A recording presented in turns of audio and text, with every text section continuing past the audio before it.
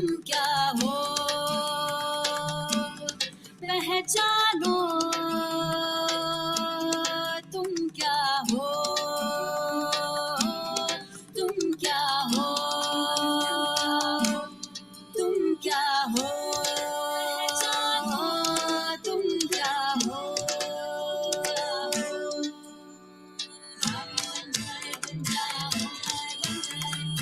ध्यानी बन जा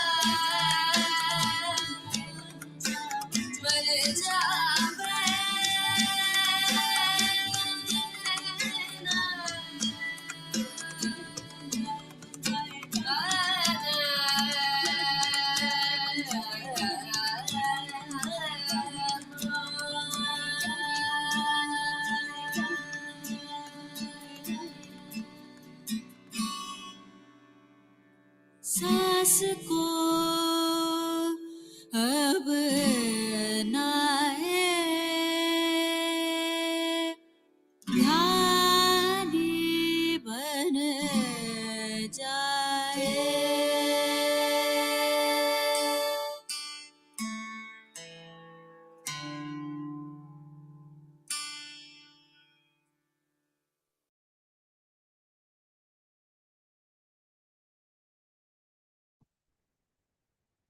Good morning, Masters.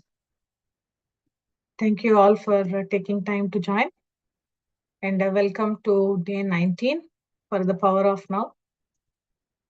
Let me actually share my screen.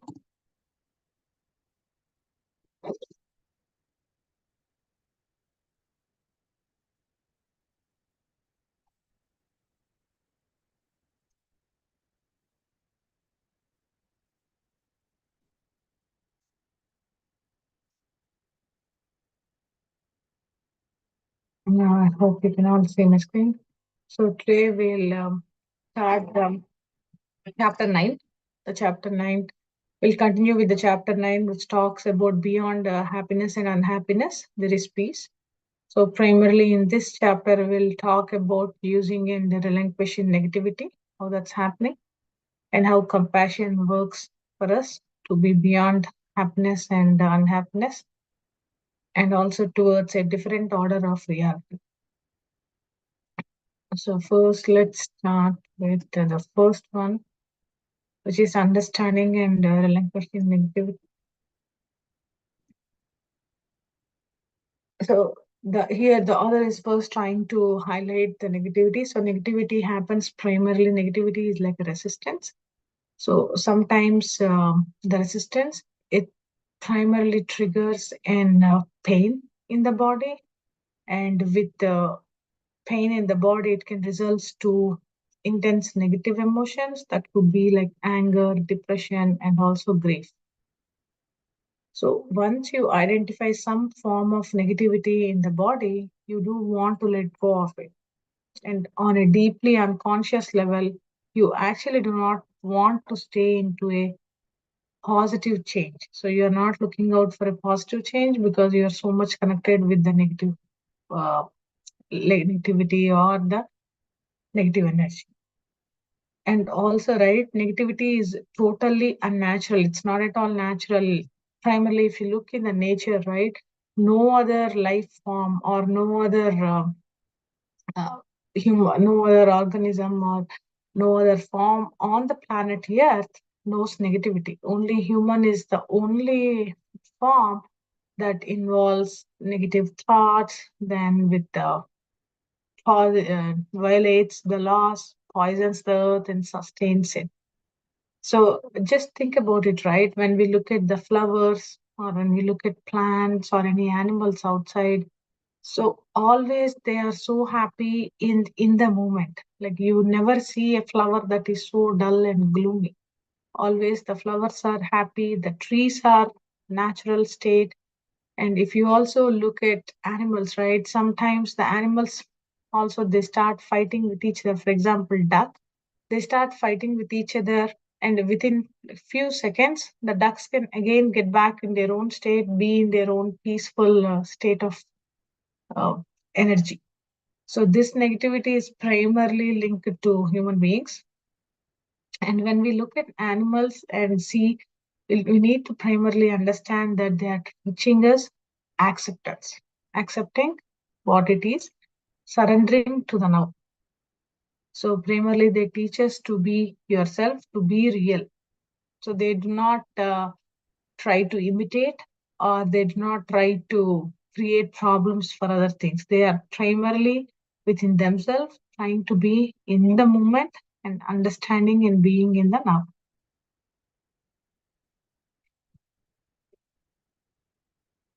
So so the animals and all, they continue, they're trying to be away from negativity, and also they are trying to be away from the being trapped in their body, just focusing like what's happening to their body. But if you think about it, right, like why do human beings get this negative emotions? Is there a reason, like, or is that your negative emotions trying to teach us something? So we need to understand why are we getting this.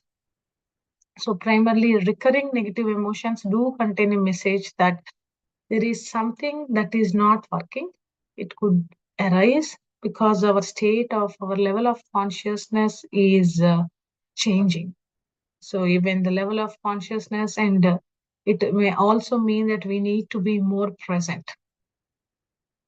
As far as that is concerned, we need to be more present, and we don't need to be thinking negatively, or we need to be in unnatural state. So so we know like this is trying to teach us something, right? So how do we stop negativity from arising, or like how do we get rid of it once we realize that we are in thinking negatively or doing something negatively? So the author mentions the first step for trying to be away from negativity is by being fully present. So realizing and feeling that you are fully present.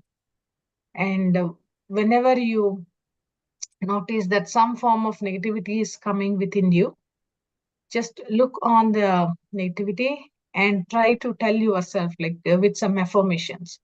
Affirmations can be wake up, get out of your mind, be present.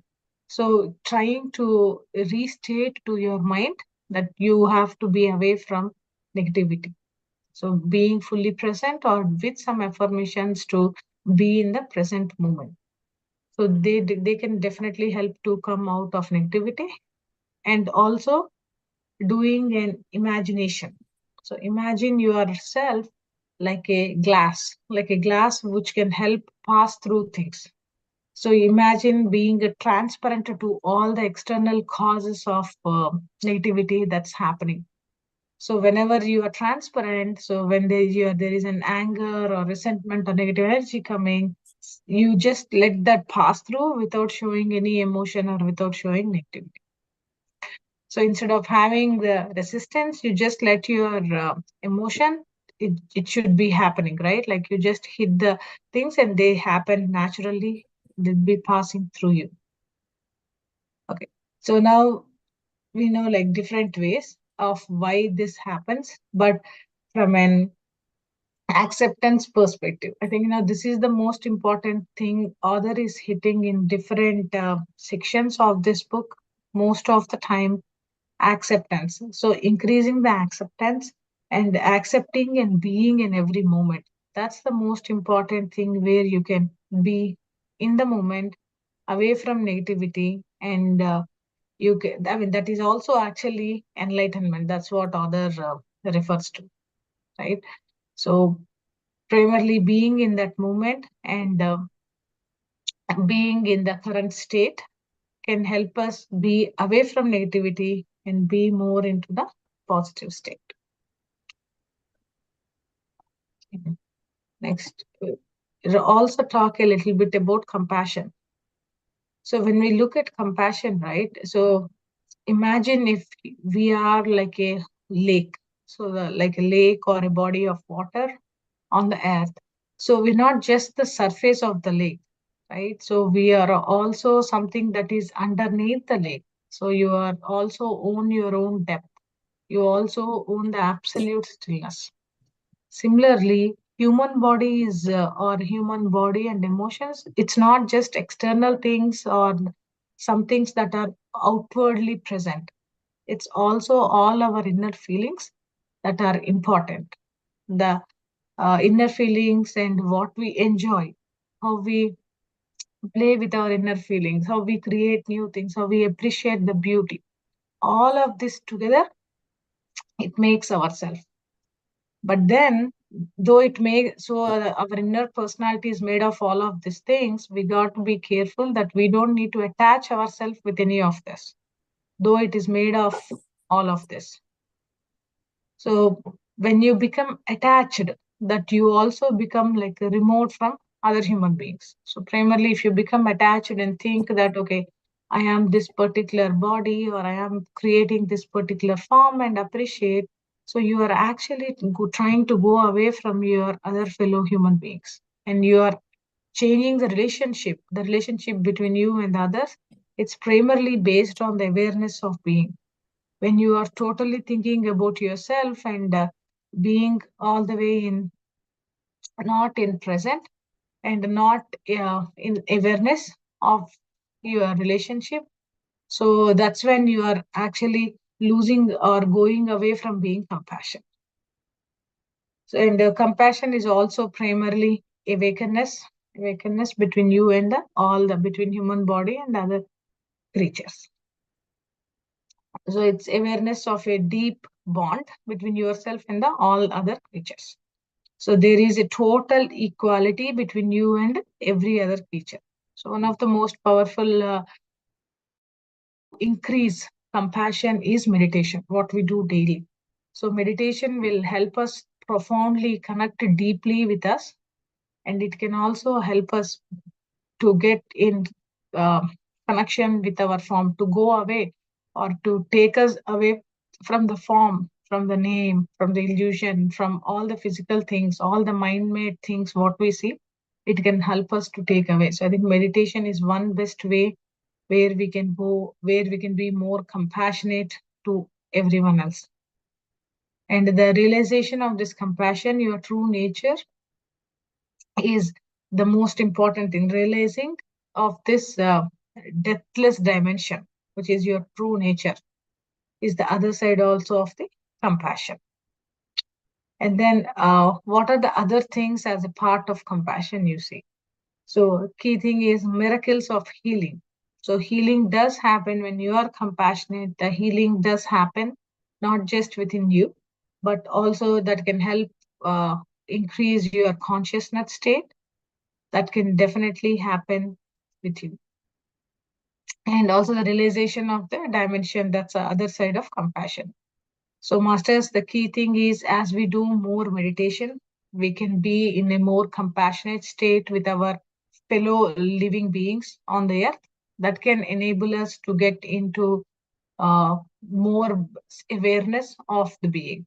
So, again, all this is like I would say, like a circle that's dependent on one another. And also other talks a little bit about different order of reality. So primarily human beings, they are considered as a the body and the death, right? So these are considered as one illusion. So you cannot have one without the other. So you want to keep one side of the illusion and get rid of the other side, but that's not possible. Either you keep it, all of it, or you give up all of it. So it's like two sides of the coin, the body and the death.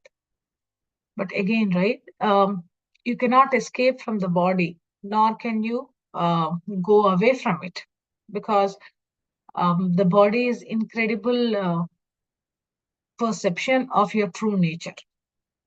So it is the body that is still the only point we can access. Though there are two sides of the same coin, we can still access only body. For example, right, if we see like a angel or someone and we took it as if we mistook it like a statue, so all we could have to do is adjust our vision and look more carefully at the statue and not looking somewhere else. So primarily, right, when you look at something, you would find that there was never a stone there. So what you see is what you believe. So in order to see what is there correctly, you have to have, you have to go beyond your body. So if your mind is wavering something, if you're doing something, even if you see like a stick, even if you see like a stick on the floor, you'll think, oh, this is a snake. So that's the key thing. So if your mind is not there in the present moment, though that's the most important thing, you will perceive it to be something else that's not there. So similarly, if death is the most important thing, if death and body are two sides of the coin, then animals, they do have a body, but they don't have ego. Like they can't realize that death happens. But so, do you think that animals are also a part of this? Like, why do they need to have a body? Because they don't realize or they don't know about that. So, the key thing here, what the author is trying to say is, so the greatest insights that all primarily has is there are two sides of any equation, right? One is the observer. Observer is the one who is observing, and the observe what they are observing. So the person conducting the experiment and the person conducting the experiment cannot be separated from the observant phenomena and what they are looking at. So primarily both the observer and the observed, what they are looking at, both of this go hand in hand. So that's the reason what they're trying to say is the world that we create and see through our mind may be an imperfect place, but whatever we perceive from our mind, that is the symbol of like an image in the dream. So whatever we see, reality is like an image what we are thinking in our dream. Though sometimes it's absolutely look, though there is no snake, you look at that stick and you still kind of fear that, oh, this is a big snake, I have to jump or run away from here. So every human being is a focal point of the consciousness, and everyone creates their own world, their own with their own thoughts. Everyone creates their own world. Although all these worlds are interconnected, but they have their own world.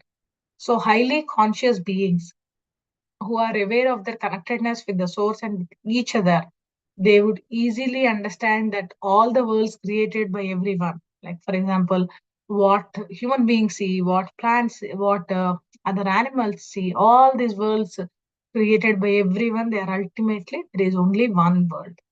So our collective human beings is created through the level of consciousness.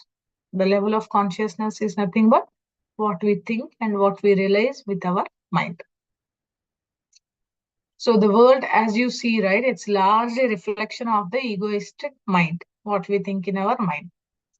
And the collective relativity. Relativity is what we see relative to what is there. Collective relativity is a symbol of expression of fear and layers of negativity that has been accumulated on the human mind.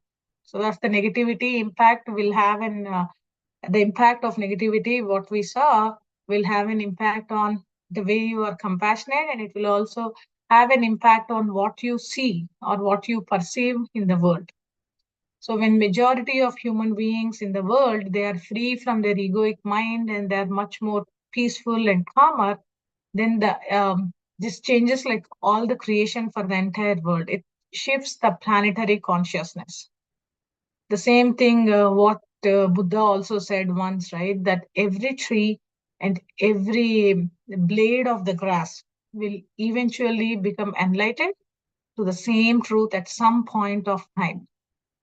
So everything in the world will be as equally enlightened. There won't be something that's more enlightened or less enlightened, given they are all at more conscious and where they remove the egoistic mind and start delving deep into inside themselves.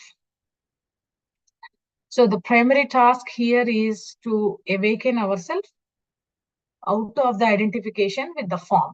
How do we get out of our form? Because what we see, we still have to enjoy the passing pleasures of the world, but there is no need to have fear of loss, losing of something, or there's no need to cling to something. Although you can enjoy your senses, the craving of sensory experience is gone. It is constant search for fulfillment through psychological gratification, and through feeding the ego. The egoic mind is the one that creates or makes most of this. When you are fully present and people around you, they manifest the unconscious behavior, you don't need the field to react. So you don't give up any reality. With full consciousness, you don't need to give up any reality. So primarily, this breaks the cycle of action and reaction. So where animals, plants, trees, they will all feel free to respond. You teach through being the presence of God. So primarily with being, you'll become the light of the world and you'll be sending out pure consciousness. So just imagine, right, when a hungry person asks you for some food and you do give some food. So primarily, right, what really matters is the moment of sharing where you are being as well. So here, just the bread is just like a symbol, right? But where you are, a deep healing takes place within you. When you actually give to people in need, so the healing is happening to you. You are the one who is recovering and you are the one who is getting into a greater levels of consciousness. So, how can we create a better world without tackling the evils of the society, like with hunger, violence, and all of that, right? Just how can we create all of that thinking about consciousness, right? So, what the other is trying to say is all evil things what we see in the world today, they are all effects of unconsciousness. So, primarily, but we cannot eliminate them entirely. The change needs to come, but this has to go like a step by step process. So with human beings, there needs to be more profound change in the consciousness, and then the world will start changing and moving away from the bottomless pit. So compassion is just one side, but the other side is empathy with others' pain. Empathy is very important, masters. Being empathetic about other people's feelings and pain, it can definitely help us to get into a deeper state of realization and eternal nature of all the earth and ultimate illusion or remove from all the pain. With empathy, right, it lets the flow of energy, lets you peace flow of energy into whatever you do, and you'll be working on levels of cause and effect simultaneously. So empathy is extremely important and connecting with our inner self, with our inner energy, so that we can help and support the other beings or other creatures on the earth. And Jesus also, I think, in one of the Bible, he also said, "Love your enemies and have no enemies." So primarily, imagining that everyone around you, you are a part of. Though most they were doing some crusade on him, he was still saying like, "Forgive everyone." He was loving everyone, totally, completely empathetic. That can help because he's in the highest state of consciousness. Even in such pain, he was able to connect with others and be so empathetic. So once you start getting involved and working in that level, also becomes easy to lose yourself. So masters, the key thing here is we have to be stay alert and very, very present. So with this, the primary focus is the teaching of enlightenment will be your primary goal in life, and also bringing out peace will be the most precious gift that you can give to the world. So it's not just being happy, but be giving peace to the world. That will be like such a immense gift you can provide to the world, because it's always that we have been taking from the world what we need, what our needs and wants and everything. But as a give back, being more peaceful, that will be the most precious thing we can give back to the society. I think today we have chapter 9. So, masters, I think we completed chapter 9. This will be the end. So we'll quickly do meditation for about 25 minutes. It's 5:35. So let's start meditation and then we'll do a quick overview for chapter 9. Masters, please take off your glasses and close your eyes. Make sure you are completely relaxed.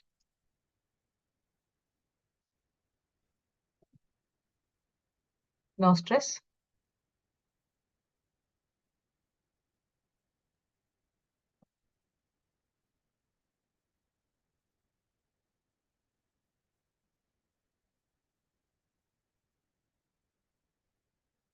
Start observing our breath. Our breath is our only teacher.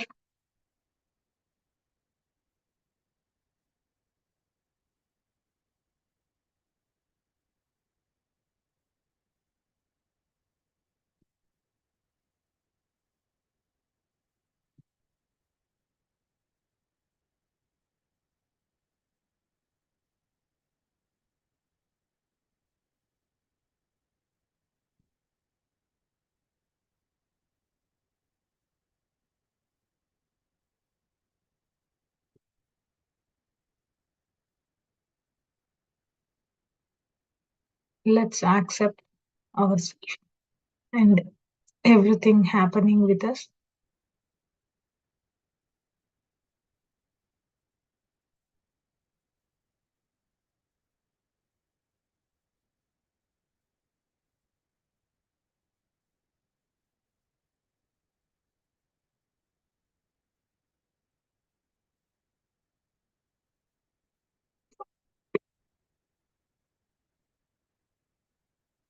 This is the best time of your day, Masters. The universe is opening its arms and giving, welcoming with lots of energies.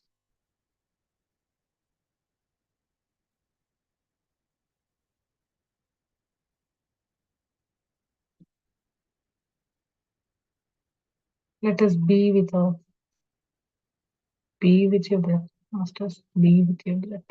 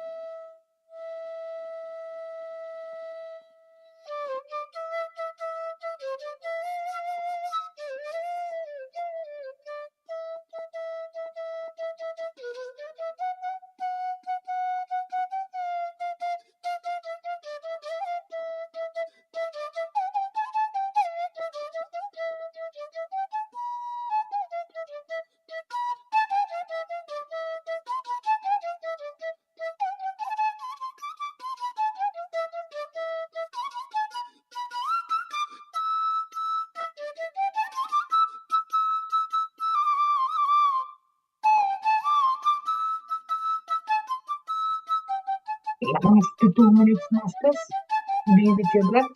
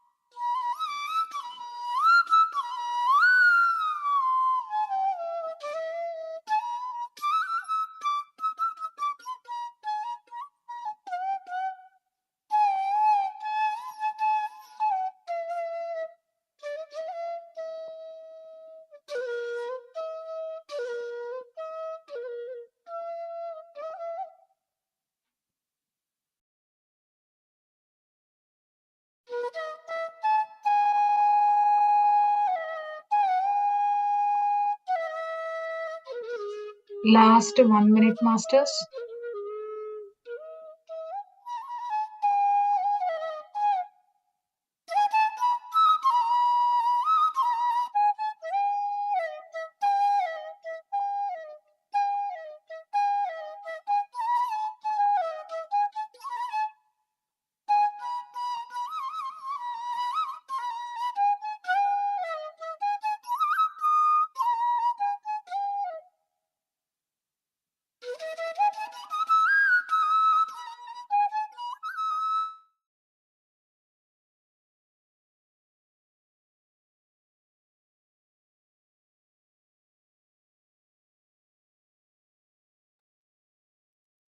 Last 5 seconds. 5, 4, 3, 2, 1. Slowly bring your hands towards your eyes. Slowly open your eyes and look at your palms. Thank you. Thank you. Thank you. Thank you to all the energies we received today. And thank you, masters. Let's do a quick, brief overview of the highlights.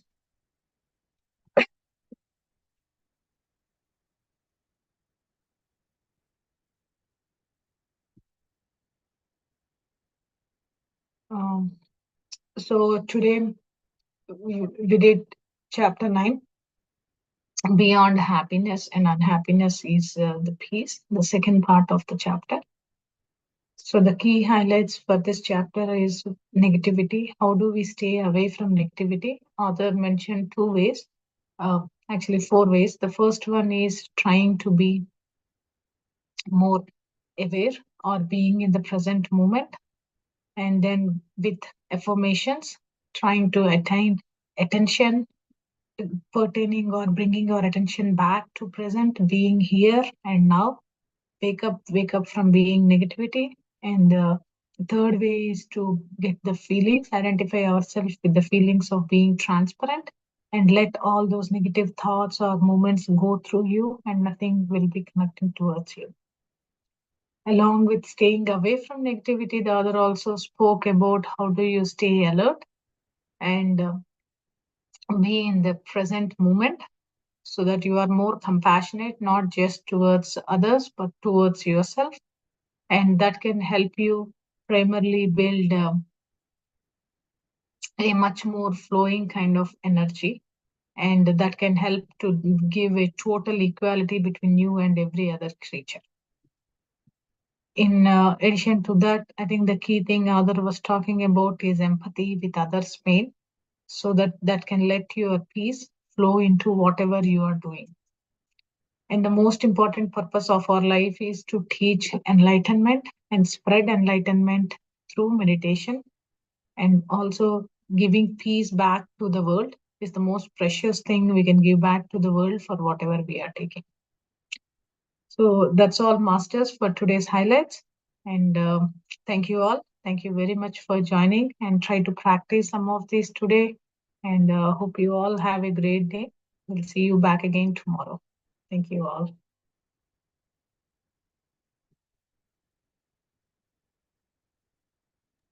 Thank you Bharati garu. Yeah, thank you, Shilpa. Thank you, everyone.